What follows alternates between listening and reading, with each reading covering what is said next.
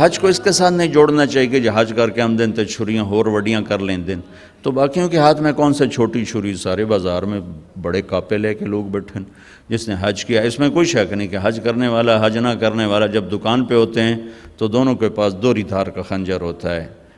اللہ سے ڈرتا ہے اور اپنی تجارت کو اپنی آخرت کا سبب بناتا ہے، ورنہ مجھے یہ دکھ درد اور گلہ ہے، اس میں حج کا کوئی مسئلہ نہیں، اس میں انسان بگڑا ہوا ہے۔ یا تو حج نہ کرنے والے سارے بہت بڑے دیانتدار ہوتے، ترازو ٹھیک ہوتے تو پھر کو حج کو گلہ دیتا، لیکن یہاں تو حج کرنے والا غیر حج کرنے والا، میرا سارا بازار ہی جھوٹ پہ چلا گیا ہے، بددیانتی پہ ہے، انتہا درجے کے ظلم و ستم پر ہے، تو اس میں نماز کو دوش دینا یا حج کو دوش دینا، دیکھو جی نماز پڑھ کے یہ کر رہے ہیں، داڑھی رکھ کے یہ کر رہے ہیں، حج کر کے یہ کر رہے ہیں، تو اگر کوئی آدمی حج نہیں کیا ہوا تو اس کے لیے بھی تو بددیانتی اجازت تو نہیں، کوئی شیو کراتا ہے تو اس کے لیے جھوٹ بولنا جائز تو نہیں ہوگا۔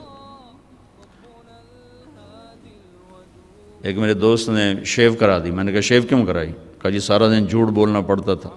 تو میں نے کہا اب تو 2 گناہ ہو گئے، پہلے 1 کرتے تھے اب 2 ہو گئے۔ وہ لگے بندے 1 سے تو معافی ملی ہوئی تھی، اب 2 اکٹھے کر لی۔ اور جھوٹ بولنے کا تعلق داڑھی سے تھوڑا ہی ہے، بھائی داڑھی ہے تو سچ بولو، داڑھی نہیں تو جھوٹ بولو، اس کا تعلق تو کلمے سے ہے، کلمہ پڑھنے کے بعد جھوٹ بولتے ہوئے شرم آنی چاہیے۔ ایک آدمی کہتا ہے جی داڑھی رکھ کے گناہ کریں تو بڑے شرم کی بات ہے، میں کہتا ہوں کلمہ پڑھ کے گناہ کرو تو شرم کی بات ہے۔ گناہ اور ثواب، جزا اور سزا، حلال اور حرام کا تعلق پگڑی سے نہیں، نماز سے نہیں، روزے سے نہیں، حج سے نہیں، داڑھی سے نہیں، کلمے سے ہے۔ کلمہ ایک ایگریمنٹ ہے کہ یا اللہ تیری مان کے چلوں گا، تیرے نبی کے طریقوں پر چلوں گا، پھر میں انسان ہوں، کوئی خطا وطا ہو جائے تو معافی مانگوں گا، استغفار کروں گا۔ تو کسی کی برائی کی وجہ سے اس کی نیکی کو نہیں اچھالنا چاہیے۔ لو جی انہاں حجاں دا کی فائدہ، انہاں نمازاں دا کی فائدہ؟ میرا اللہ کہتا ہے فَمَن يَعْمَلْ مِثْقَالَ ذَرَّةٍ خَيْرًا يَرَهُ وَمَن يَعْمَلْ مِثْقَالَ ذَرَّةٍ شَرًّا يَرَهُ۔ میرے بندو ایک رائی کے برابر اچھائی کرو گے میں اس کی جزا دے دوں گا، برائی کرو گے میں اس کی سزا دے دوں گا، اور سزا میں کہتا ہے پھر جس کو چاہے معاف کر دوں، لیکن تمہاری نیکی ان اللہ لا یضیع اجر المحسنین، تمہاری نیکی میں ضائع نہیں کروں گا۔ ہاں بعض گناہ ایسے ہیں جو نیکیاں اڑا کے لے جاتے ہیں، کوئی شک نہیں، ظلم ایک ایسا گناہ ہے جو نیکیاں اڑا کے لے جاتا ہے، اور بہت سے ایسے گناہ ہیں جو نیکیاں اڑا کے لے جاتے ہیں۔ حرام کا لقمہ ایک ایسا گناہ ہے جو نیکیاں اڑا کے لے جاتا ہے، لیکن اتنا پھر بھی ضرور ہوتا ہے کہ عمل نہ کرنے کی جو پکڑ تھی وہ نہیں ہو۔ ایک آدمی نے ساری زندگی سود کھایا لیکن نماز نہیں چھوڑی، تو اس کو نماز نہ پڑھنے کا عذاب کبھی نہیں ہوگا۔ نماز پر جو کچھ ملنے والا ہے وہ تو نہیں ملے گا، لیکن نماز نہ پڑھنے کی پکڑ نہیں ہوگی، نہیں ہوگی۔ حج کیا حرام پیسے سے کیا، اللہ کے نبی نے کہا اس کا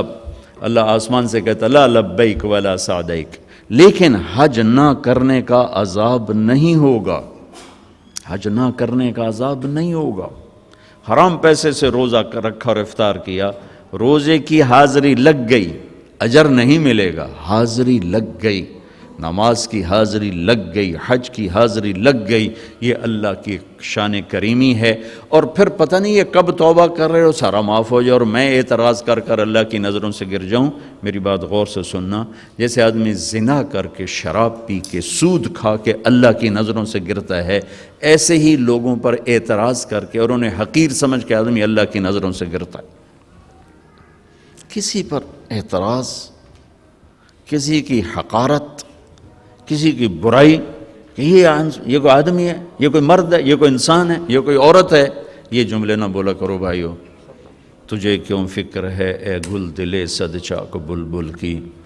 تو اپنے پیرہن کے چاک تو پہلے رفو کر لے۔ الا اللہ لا الہ الا اللہ لا